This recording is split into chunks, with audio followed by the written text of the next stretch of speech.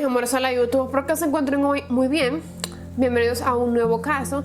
Este en particular es uno que me han pedido muchísimo desde el primer día en que yo empecé a subir casos a este canal. Es un caso que se conoce bastante. Yo sé que hay mucha gente que lo ha hecho, hay mucha gente que lo ha debatido, pero igual quise traerlo aquí al canal para que ustedes lo vean en caso de que no conozcan en su totalidad los detalles que tienen que ver con este caso. Yo sé que este video se ve un poquito largo. Yo estoy grabando esto ya al final de grabar todo el caso y me di cuenta que tengo 1 hora y media hablando del caso. O sea que el video yo sé que es largo porque me tomó mucho grabar el video y esto sin editarlo, sin agregarle clips, sin agregarle fotos ni nada. Yo sé que está largo, pero quédense conmigo porque es mucha información sobre un solo caso. Yo quise traerles a ustedes todos los detalles posibles para que entendieran a profundidad y mucho mejor este caso en específico. Así que bueno, aunque está largo, quédense conmigo por favor para que puedan entender todo a profundidad. Se trata de la niña Paulette Guevara. Esto ocurrió en México, así que vamos a comenzar con el caso de hoy.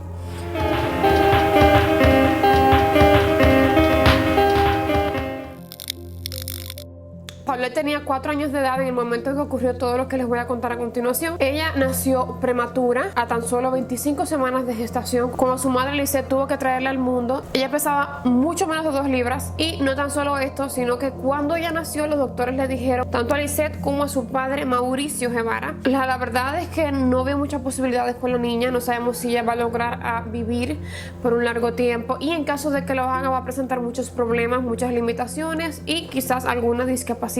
No creemos que camine, no creemos que hable, o sea que su vida va a ser muy limitada. A pesar de todo eso, la pequeña Paulette pudo crecer, llegó a caminar, no hablaba completamente, pero sí decía algunas palabras como mamá, papá, agua, cosas bien básicas, pero sí tenía movilidad y podía hablar, al contrario de lo que los doctores habían dicho sobre la vida de Paulette. Evidentemente, como cualquier otra persona que tenga alguna limitación, sobre todo si es un niño o una niña, ella necesitaba ayuda para la mayoría de las cosas, necesitaba asistencia. Por lo cual, en su casa habían 2 niñeras que estaban en la casa desde que nació su hermana mayor, también llamada Lisette, a la que me voy a referir como Lisette hija, para poder tener eso claro, porque tanto la madre como la hija se llaman Lisette. Lisette hija tenía 7 años, mientras que Paulette tenía tan solo 4 años. Desde que nació Lisette, esas 2 niñeras estaban en casa de la familia Guevara Fara. Ellas cuidaban de Lisette y cuando nació ya la pequeña Paulette también cuidaban de ella. Las niñeras eran hermanas que habían trabajado ya durante años con la familia. Lisette madre era abogada, mientras que Mauricio, el padre de las niñas y esposo de Lisette, se dedicaba a la venta de propiedades, de apartamentos, casas, todo lo que tiene que ver con ese ámbito. Vamos ahora a los hechos que tienen que ver con este caso. El domingo 21 de marzo del año 2010, esa noche del domingo, Paulette llegó a su casa junto con su padre y su hermana. La casa estaba ubicada en Huixquilucan. Ellos llegaron de Valle de Bravo, pues se habían pasado el fin de semana ahí y llegaron a su casa esa noche. Su madre estaba en otro viaje con unas amigas, por eso no pudo participar del viaje de fin de semana con el padre y las niñas. Cuando la madre llega también en la noche, las niñas ambas estaban esperando a su madre porque tenían ya un fin de semana que no la veían. Pues Lisette madre va y acuesta a Lisette hija y también luego por último va y acuesta a Paulette. Llega, la lleva al baño para que pueda orinar antes de ir a la cama. Luego entre ella y la niñera le ponen la pijama. Ella se despide de Paulette antes de dormirla, le da un beso y le dice que la había extrañado este fin de semana completo. La arropan, le ponen su peluche con el que Paulette generalmente dormía y también le ponen 2 almohadas, una de cada lado del cuerpo de Paulette. Obviamente tenía 4 años, la cama de Paulette era grande, era alta, no era una cama como de las que vemos comúnmente, unas camas de niños que son más bajitas y más seguras, sino que era una cama de adultos como cualquier otra. Y entonces por eso y debido a las limitaciones que tenía Paulette de movimiento y de todo lo demás, le ponen 2 almohadas, una a cada lado de su cuerpo por su seguridad. La ropan, salen de la habitación, todo perfecto. Al otro día,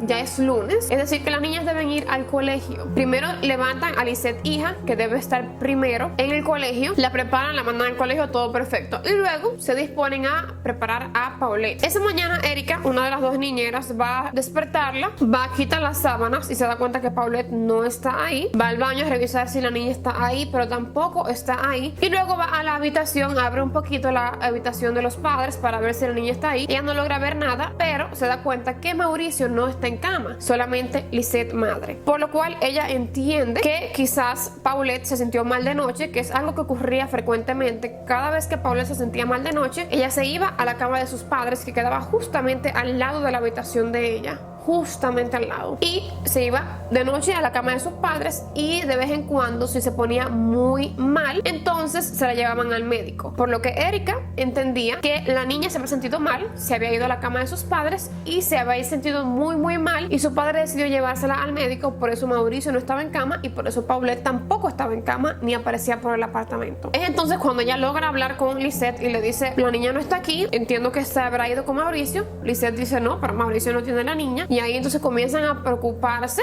comienzan a buscar la niña, a ver dónde está. Mauricio también revisan los closets, la niña no aparece, buscan en todo el edificio, la niña nada de aparecer. La casa no tiene señales de que haya podido entrar alguien, llevarse a la niña. O sea, no había manera, básicamente, porque el edificio donde vivían ellos tenía mucha seguridad, tenía muchas cámaras, era casi imposible que pasara esto. Y además, la habitación de Paulette estaba en la segunda planta del apartamento, o sea que no era tan fácil entrar a la primera planta y llevársela, sino que había que subir escaleras, había que hacer todo un estruendo. En la casa habían perros que tampoco ladraron nunca, los vecinos nunca se dieron cuenta. Evidentemente involucran a la policía. Lo único que cuando llegó la policía, ellos solamente se enfocaron en que había sido un secuestro, por lo cual ellos llegaron a la casa y revisaron la casa solamente tomando en cuenta que había sido un secuestro. O sea, ellos revisaron las puertas para verificar si habían sido forzadas o no, revisaron la ventana de la habitación de Paulette para ver si había sido forzada, abierta, si había alguna señal de que alguien había entrado por ahí. No había ninguna señal de que no había nada en la casa, nada que pudiera dejar dicho que a Paulette la habían secuestrado, pero Paulette no estaba en la casa. Evidentemente, y en todos los casos es normal que hagan una reconstrucción de los hechos, así que tanto Lisette como las niñeras y Mauricio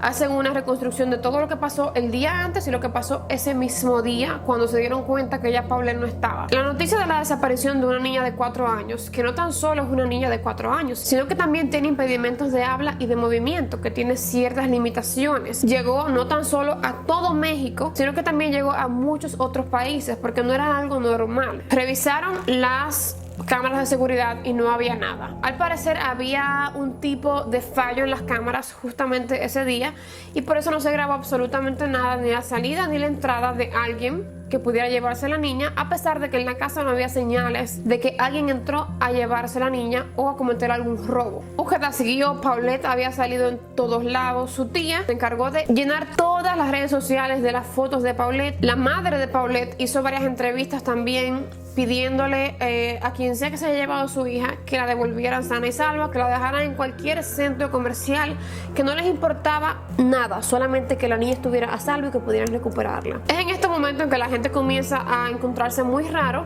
la actitud de Lisette, porque Lisette era una persona, o sea, él le hablaba a la persona que se llevó a su hija, pero la gente que veía esas entrevistas, que veía las noticias, que veía la televisión, no encontraba empatía con ella. Porque en ningún momento Lisette se mostró triste, en ningún momento Lisette se mostró afligida por la desaparición de su hija. Ella hablaba muy concisa, precisa, segura de lo que estaba diciendo. Yo lo único que le pido a quien la tenga es que la cuide mientras no está conmigo.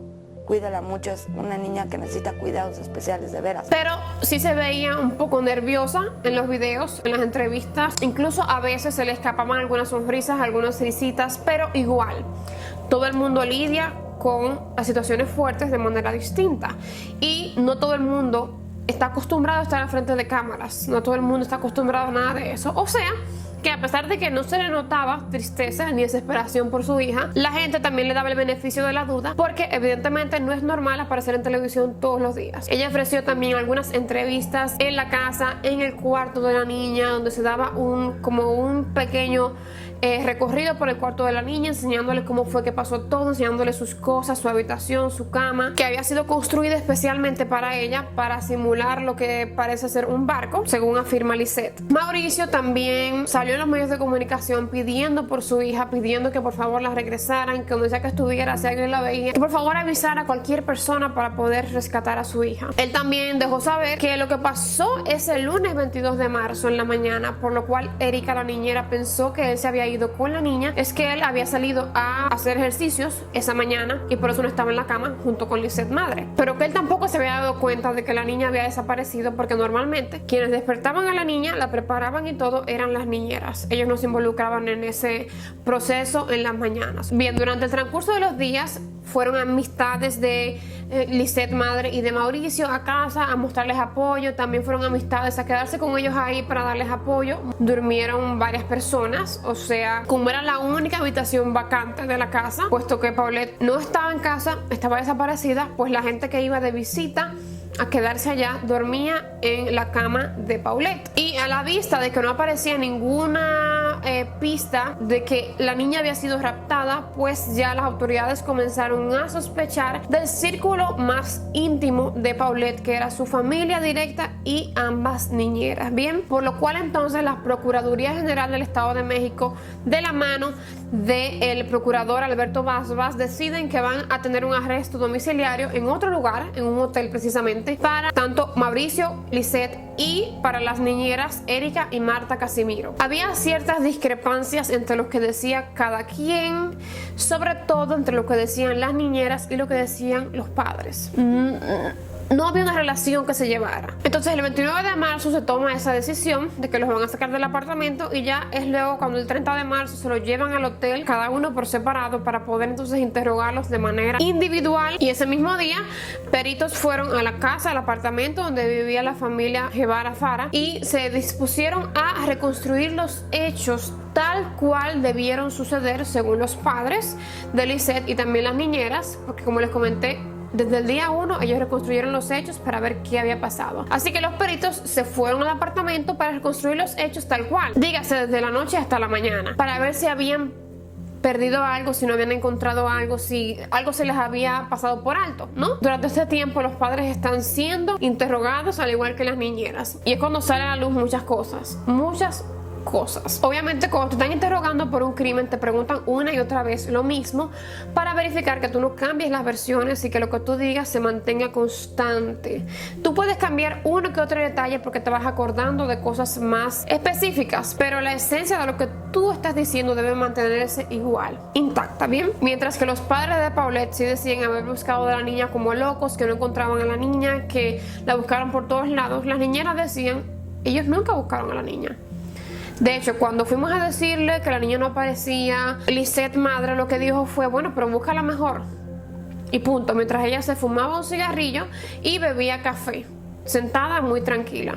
Mientras que Mauricio se mostró un poquito más preocupado, abrió un par de closets que estaban en el apartamento, no la encontró y listo, se sentó. A las 8 de la mañana llega la nana y me dice, oiga señora, la niña no está en su cuarto. Empecé a gritarle, la busqué, te saqué, metí, me bajé a buscar abajo de la cama, todos los cuartos, pues no aparecía la niña. También salió a la luz que de hecho quien llamó a las autoridades, a la policía, el día de la desaparición de Paulette, no fue Mauricio, no fue su madre, sino que Mauricio llamó a su hermana y le dijo, ay, mira que Paulette no aparece, no encontramos en la casa, aquí la hemos buscado y no encontramos a nadie. Por lo cual ya su tía se preocupa y llama inmediatamente a la policía, y eso comenzó también a elevar sospechas en contra de los padres de Paulette, porque cómo es posible que tu hija se desaparece y quien tiene que llamar a la policía en vez de hacerlo tú inmediatamente, sabiendo que tu hija tiene limitaciones de habla y de movimiento. Quien tiene que llamar a la policía porque está preocupada no es su madre ni su padre, sino que llama su tía. La investigación continúa y no es hasta el miércoles 31 de marzo a eso de las 2 de la mañana que los peritos están haciendo igual la reconstrucción de los hechos en el apartamento para ver si encuentran algo, y también verificando que hayan revisado todo, porque ya no estaban buscando señales de secuestro, sino que ya había sospechas contra la familia. Mientras buscaban, comienzan a notar un olor fuerte que emana de la habitación de Paulette. Se ponen a buscar el origen del olor y comienzan a buscar en la cama, y es cuando comienzan a levantar colchas. Peculiarmente la cama de Paulette tenía varias capas de colchas, ¿ok? Encima del colchón comienzan a buscar, levantan una. Cuando levantan la de arriba, que la sacan de la parte donde se supone que descansan los pies cuando duermes, se dan cuenta que está manchada de lo que parece ser sangre que ya se ha secado un poco en la colcha, y uno de los peritos tan pronto ve eso, lo que dice es la madrearon, o sea, la golpearon, le dieron golpes, porque cómo es que esto aparece aquí y aparece justamente ahora, ¿ok? Luego levantan otras sábanas, igual la otra sábana tenía manchas de lo que pareciera ser sangre, y es cuando levantan finalmente las sábanas y se dan cuenta del descubrimiento que han hecho. Entre el colchón y la cama, en ese espacio que quedaba en el medio se encontraba el cuerpo de la pequeña Paulette. Evidentemente yacía allí sin vida, pero lo más preocupante de todo esto es que al parecer ella siempre estuvo en su habitación en todo momento, durante todas las investigaciones. Y es aquí cuando comienzan todas las discrepancias, las teorías, el yo te dije, el hicimos esto pero nunca vimos aquello, así que vamos a comenzar entonces con todo lo que se hizo, y aún así fue prácticamente imposible encontrar a Paulette antes de su muerte. Y luego también entonces pasaremos a cuáles fueron los detalles de su autopsia, qué se encontró, cuáles son las discrepancias entre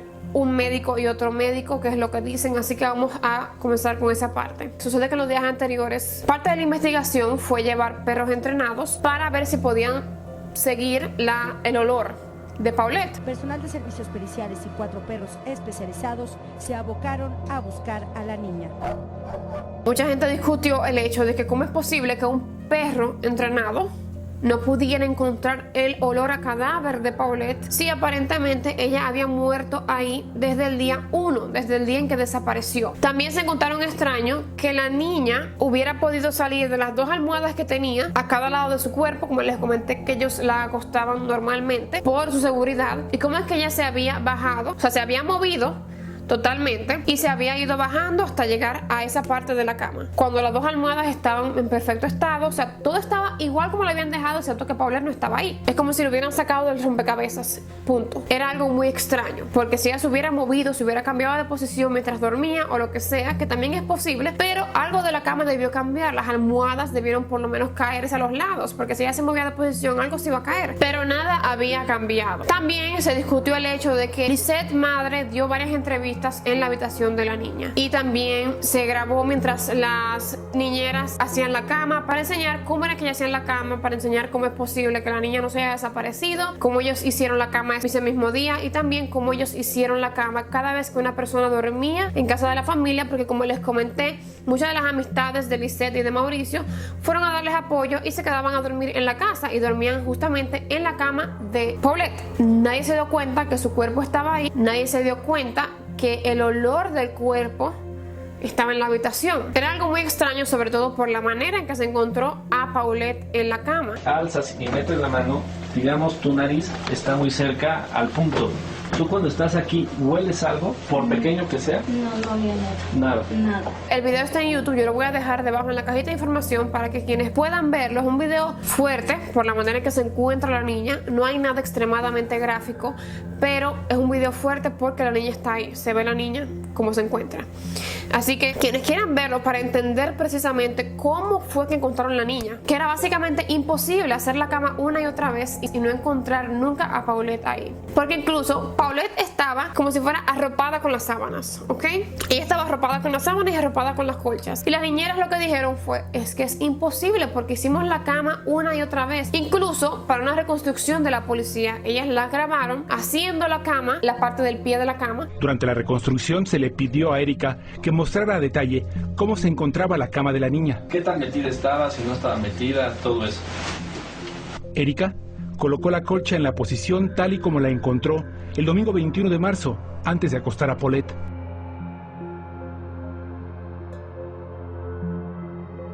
Observe con atención la posición de la colcha. Las orillas son metidas debajo del colchón. Pero ellas dicen, hicimos la cama una y otra vez, hicimos la cama cuando venía a visita a dormir, hicimos la cama varias veces para la policía, para las noticias. La niña nunca estuvo ahí. Es imposible que la niña esté ahí si nosotras nos cansamos de hacer la cama sacando todo. Durante la reconstrucción de hechos, llevada a cabo después del hallazgo del cuerpo, Marta Casimiro, la otra nana, aseguró que días después de la desaparición de la niña, siguió tendiendo la cama. Todo esto lo acomodé aquí, lo dejé bien acomodado. Porque como iban a estar las cámaras, yo la dejé bien acomodada. ¿Usted qué sintió cuando metió la mano? Nada, lo único que sentí las cobijas. No se sintió absolutamente nada. Marta aseguró que así quedó tendida la cama. Ahora, ¿esta colcha quedó así o quedó hasta abajo? Hasta abajo no quedó. O sea, ¿así quedó? Así. ¿No llegó a esta parte? No llegó hasta abajo. No corresponde la misma altura de la colcha con la posición en que fue hallada el día en que se encontró el cuerpo de Paulette. No obstante, también en una de las entrevistas se vio a Lisette madre con una pijama idéntica a la pijama con que se encontró a Paulette. Mucha gente también dijo que cómo es posible que la niña tuviera 2 pijamas.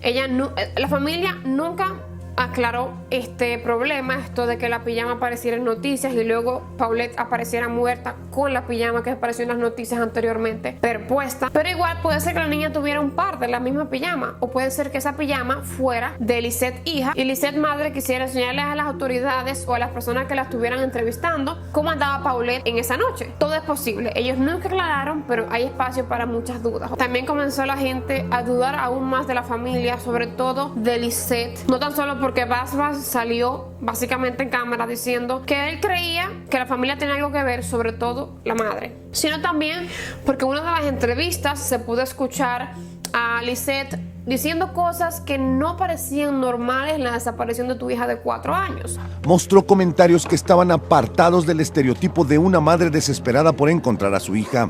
Ya estoy llegando a una conclusión de que se la llevaron los otros. Ya, a eso llegué a la milla. Estoy en mi locura. Y también como, bueno, aunque Paulette no aparezca, yo tengo otra hija como quiera. Eran frases que la gente decía, pero es que una madre normal no va a estar pensando en que, bueno, como sea me queda otra hija. Así que, ¿qué más da que no aparezca Paulette? Básicamente fue lo que la gente entendió. Bien, luego de que se hicieron las investigaciones del lugar al cuerpo de Paulette, se determinó, como indicó también Basbas en una rueda de prensa, que la niña había fallecido por asfixia mecánica por obstrucción de fosas nasales y también por compresión torácico-abdominal. Es decir, básicamente ella cayó en ese medio entre la cama y el colchón y había muerto porque se asfixió y también por la presión que ejercía la cama junto con el colchón en su tronco, ¿ok? En la parte de su abdomen. Según lo que dijo Basbas en la rueda de prensa, no se encontró ninguna señal de que la niña haya sido violada, de que haya habido algún intento sexual con ella, no había ninguna señal de que la hubieran amarrado, de que la hubieran secuestrado, de que no le pasó nada, o sea, su cuerpo estaba intacto y murió por asfixia. Pero no tan solo esto, sino que el médico que pues ya afirmó el hecho de que sí, que la niña había muerto por asfixia, también dijo que la niña se había muerto desde el día 1, o sea, ya tenía ya 9 días muerta ahí. Pero entonces la descomposición del cuerpo de Paulette no era consistente con los días que ella llevaba muerta. También salió a la luz el hecho de que antes de que ese médico dijera, sí, ella lleva 9 días muerta y murió por asfixia, otros médicos también le habían hecho el mismo procedimiento, la misma autopsia, pero otros médicos lo que habían dicho es, la niña no lleva 9 días muerta, la niña lleva apenas 3 días muerta. De manera específica, tras encontrar el cuerpo de Paulette, y según describe el autor Martín Moreno en el libro que escribió sobre el caso, el cuerpo fue llevado, luego de que fue encontrado, al servicio médico forense, donde estuvo durante 5 horas, para que luego el perito Rodolfo Rojo de la Procuraduría dijera lo que había encontrado. Finalmente encontró que Paulette había muerto por asfixia y que tenía tan solo de 3 a 5 días de haber fallecido, es decir, entre el 26 y el 31 de marzo, lo que daba lugar a 4 días por lo menos durante los cuales Paulette estaba viva luego de su desaparición hasta el día de su muerte. De todas formas, esta versión nunca fue la aceptada, a pesar de que tan pronto se supo, se dio a conocer a la Procuraduría, pero de todas formas otros peritos mexicanos luego realizaron sus propias investigaciones y fueron quienes dijeron que Paulette tenía de 7 a 9 días de fallecida,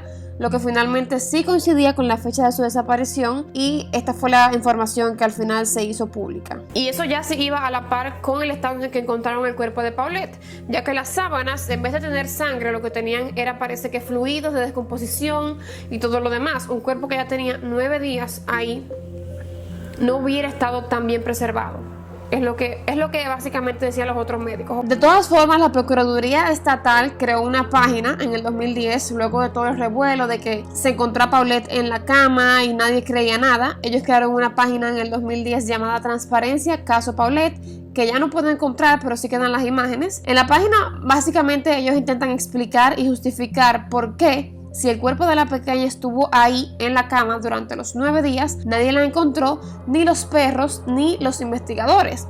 También explican con imágenes detalladas y bien gráficas del cuerpo de la niña, de lo que encontraron, por qué el estado de descomposición de Paulette no era más avanzado, dando razones como el clima de la habitación, que según ellos se mantenía generalmente frío, también el hecho de que estuvo cubierta en mantas, sábanas y colchas, lo que actuó como cierto tipo de embalsamiento, preservando el cuerpo, y también entre otros argumentos que sostenían la versión de que llevaba ella ahí en la cama 9 días. Evidentemente todo esto, toda esta contradicción de yo dije, se dijo esto, ahora pasó lo otro, causó un gran revuelo e indignación en México, por lo cual Basbas se vio básicamente obligado a renunciar a su puesto, que luego salió una llamada, una grabación, porque la policía sí puso grabadoras en casa de los Guevara Fara y se dieron cuenta que en una oportunidad Lisette madre habló con su hija, Lisette hija, ¿ok? Y le dijo: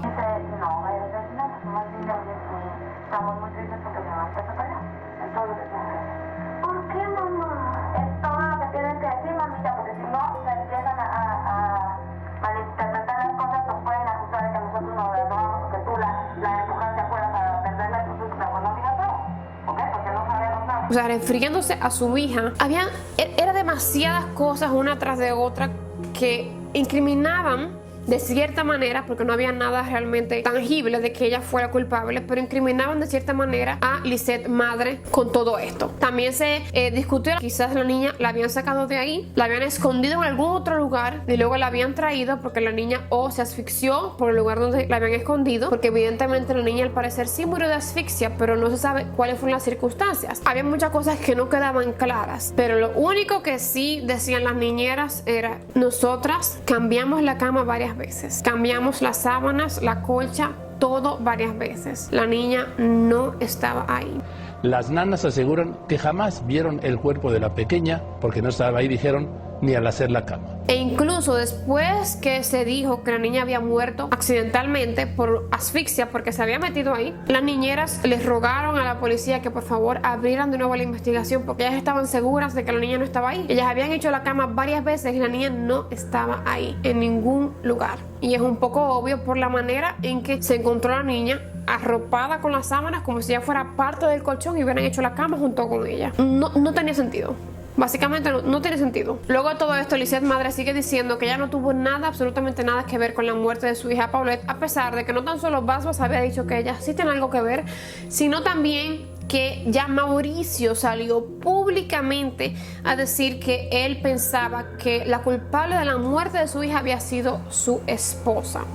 Y ahí comenzó toda otra disputa de yo te digo, tú dices, nos decimos, o sea, una locura mediática, porque aparecían en los medios ambos culpándose uno al otro. Y luego entonces salió a la luz que su matrimonio no iba nada bien. Incluso las niñeras dijeron que ellos no estaban bien para nada.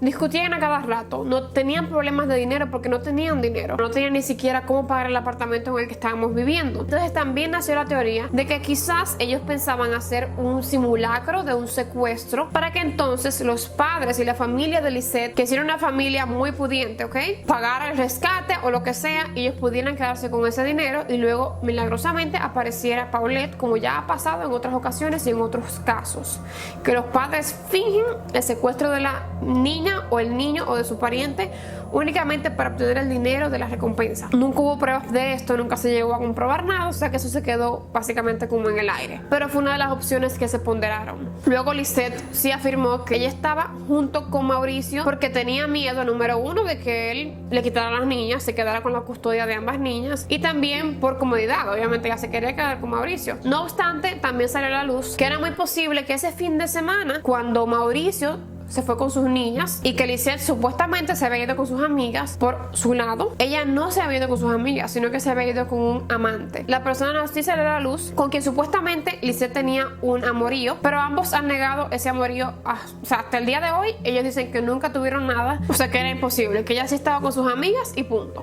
Pero entonces con todo esto de que el matrimonio no iba bien y que desde que ellos pudieron se dieron la espalda y comenzaron a culparse el uno al otro, entonces también se dio a creer mucho en la teoría de que ella tenía un amante y también de que ella quería vivir su vida. Ella no quería tener la carga de tener que cuidar de una hija que tuviera una discapacidad, que tuviera que, número uno, gastar mucho dinero, porque realmente el cuidado de Paulette era muy costoso. Paulette tenía que tener medicamentos ahí a toda hora que eran muy costosos. Paulette tenía que ir a terapia. Paulette tenía que ir a médicos frecuentemente. Tenía que tener una persona que estuviera ahí con ella 24/7 porque Paulette no podía hacer casi nada sola. Entonces era muy costoso, era demasiado. Y encima de todo, ellos tenían problemas monetarios, financieros. No podían ni siquiera pagar el apartamento donde vivían. Era demasiadas cosas, por lo cual se pondrá la idea de que ella estaba cansada de todo esto y que por eso eso fue que dijo, bueno, si se me pierde Paulette, me queda otra hija, como que me queda la hija que es normal, me queda la hija que no tiene problemas, que no me da problemas, que no tengo que pagar tanto dinero para que esté bien. A diferencia de Paulette, también se ponderó esa versión de los hechos, hipótesis, porque nunca se llegó a comprobar que era una teoría, que era real. Durante todo el proceso también especialistas hicieron exámenes a Lisette, y lo que dieron a conocer es que, bueno, Lisette es una mujer muy inteligente. Lisette también es abogada, o sea que ella sabe bien cómo manejar todo esto. Ella sabe bien cómo manejar las cosas para que ella legalmente no pueda ser culpada en caso de. Es muy inteligente, sabe muchas cosas, pero tiene trastornos de personalidad, lo que puede básicamente justificar su comportamiento con la desaparición de su hija, pero también puede dar pie a que realmente ella pudo haber sido la culpable de la muerte de su hija. Bien, entonces desde el 30 de marzo hasta el 4 de abril ellos permanecieron en el hotel, ¿ok? Obviamente las autoridades los sacaron del hotel ya porque ya se había descubierto el cuerpo, pero no podían salir del país porque la investigación todavía seguía, ¿ok? A pesar de que ya se había dicho que la niña había muerto por asfixia accidental. El martes 6 de abril la niña fue enterrada ya por la familia de la madre. La familia del padre no pudo acudir al entierro, la familia de la madre no se lo permitió, según lo que pude leer. Hay otros medios que dicen que fue por un acuerdo entre ellos, pero me parece un poco extraño que el padre haya acordado no ir al entierro de su hija, sobre todo después de todas las disputas mediáticas que ellos tuvieron, culpándose el uno al otro. A todo esto, la familia Guevara, Mauricio, es quien tiene a su hija, Lisette hija, y le niegan ver a Lisette madre a su hija, por lo cual entonces comienza otra disputa legal para ver quién se queda con la custodia de Lisette hija, hasta que luego el sábado 10 de mayo se le cedió la custodia de Lisette hija a Lisette madre. Como era de esperarse, la policía recibió muchas quejas por la manera en que ellos manejaron el caso desde el día 1. También se llegó a decir que la familia Guevara Fara tenía muchas conexiones políticas y que por eso la investigación había sido milagrosamente guiada por el camino que a ellos les convenía. Es decir, desde el primer día nunca buscaron señales de Paulette en la casa, sino que buscaron señales de un secuestro. Nunca buscaron en su cama, a pesar de que las niñeras siempre dijeron haber hecho la cama varias veces, porque la gente se dieron entrevistas en la cama, se enseñó de todo, se enseñó la pijama de Paulette. Eran demasiadas cosas como para que la policía no actuara cuando debió. Sobre todo, médicos forenses decían que la niña había muerto 3 días antes de ser encontrada, lo que daba lugar a 6 días en que la niña supuestamente entonces duró viva, ya sea en la cama o en otro lugar, no estaba escondida por un supuesto secuestro o lo que sea que haya pasado. Ese caso prácticamente se quedó en el aire hasta que el 3 de mayo del año 2017, o sea, hace meses únicamente, luego de 7 años de encontrar el cuerpo sin vida de Paulette, deciden entonces las autoridades que ya su cuerpo no era objeto de investigación, no tenía ninguna prueba que pudieran buscar ahí, así que decidieron entonces cremar el cadáver de Paulette. O sea que básicamente lo único que puede dar una respuesta en este caso, que es tan polémico, en el que nadie, absolutamente nadie cree que la niña haya muerto por voluntad propia, o por lo menos que nadie tuviera que ver con su muerte, su desaparición y luego su aparición extraña en la cama. Ya no hay nada que se pueda probar, porque la única prueba que había era el cuerpo de esa niña y ya no está. Evidentemente a la gente le parece muy extraño que sus padres hayan accedido a cremar el cuerpo de su niña en vez de ir a visitarlo frecuentemente como se suele hacer. O sea, es algo extraño, porque ¿por qué si tú tienes dudas? Porque entonces también la madre y el padre siempre han dicho que se quedaron con la duda, ¿qué le pasó a mi hija? ¿Por qué se murió así? No era algo normal, dicen ellos, que ellos no saben lo que pasó, pero que ellos no la mataron. En fin, ellos quedan con la duda, pero deciden cremar el cuerpo de la niña. Es extraño, es muy, muy extraño. Todavía hoy Lisette afirma que ella no tuvo nada que ver con la muerte de su hija. No tengo idea qué le pasó a mi chiquita.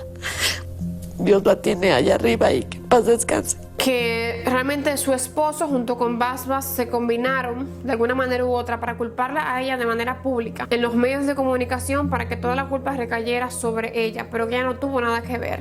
A pesar de su comportamiento muy extraño, su comportamiento errático en los medios de comunicación y con la desaparición de su hija. Como se darán cuenta, es un caso con muchas aristas. No hay ninguna hipótesis que haya sido comprobada. A pesar de que las niñeras todavía siguen diciendo que ellas están seguras que la niña nunca estuvo en la cama, no murió en esa cama y que la niña la pusieron ahí específicamente. Sobre todo porque justamente antes de encontrar el cuerpo de la niña hubo un apagón en el edificio, como que se fue la electricidad y luego volvió.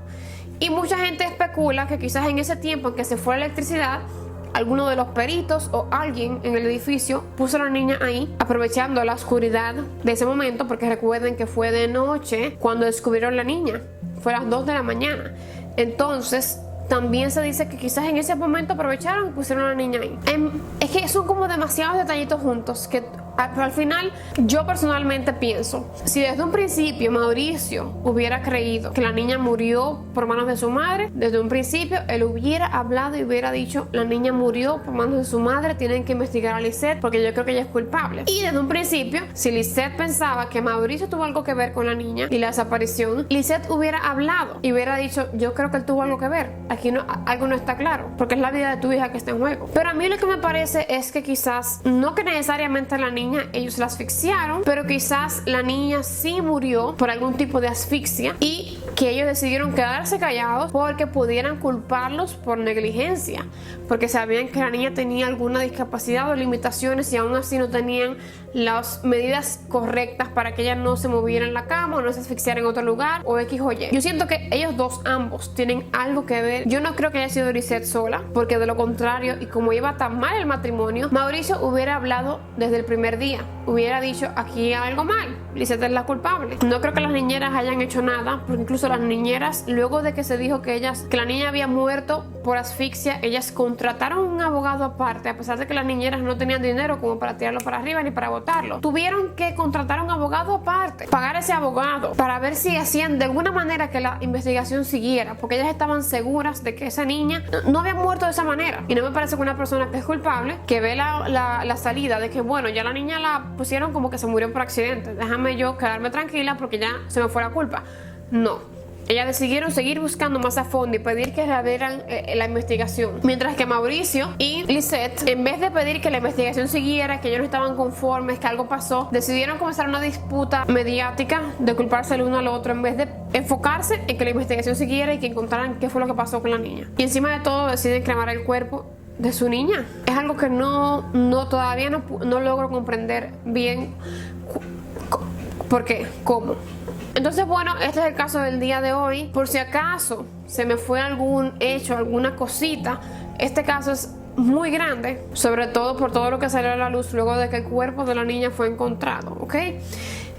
Pero yo les voy a dejar debajo en la caja de información todos los links de todas las fuentes que yo utilicé para poder investigar sobre este caso y nutrirme para poder traérselos a ustedes. Déjenme saber debajo si ustedes conocen alguna otra cosa del caso que yo no conozca. Es un caso que supuestamente está cerrado, pero nadie está contento con la forma en que está cerrado. Nadie está de acuerdo con que la niña muriera accidentalmente y apareciera ahí 9 días después, luego de que los perros la buscaron, luego de que la familia la buscó, luego de que se hizo y se deshizo la cama en cámara.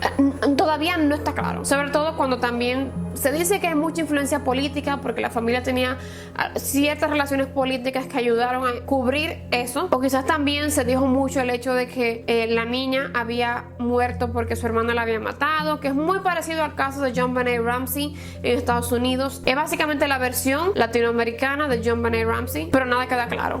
Voy a estar esperando sus comentarios. Suscríbete al canal si quieres seguir viendo más casos como este. Yo sé que el caso estuvo como por todos lados, pero es que tenía tanta información en la cabeza que no sabía qué decirles primero, qué ir diciéndoles. Es una locura realmente cuando te pones a investigar este caso. Así que nada, mis amores, yo los veo en el próximo caso.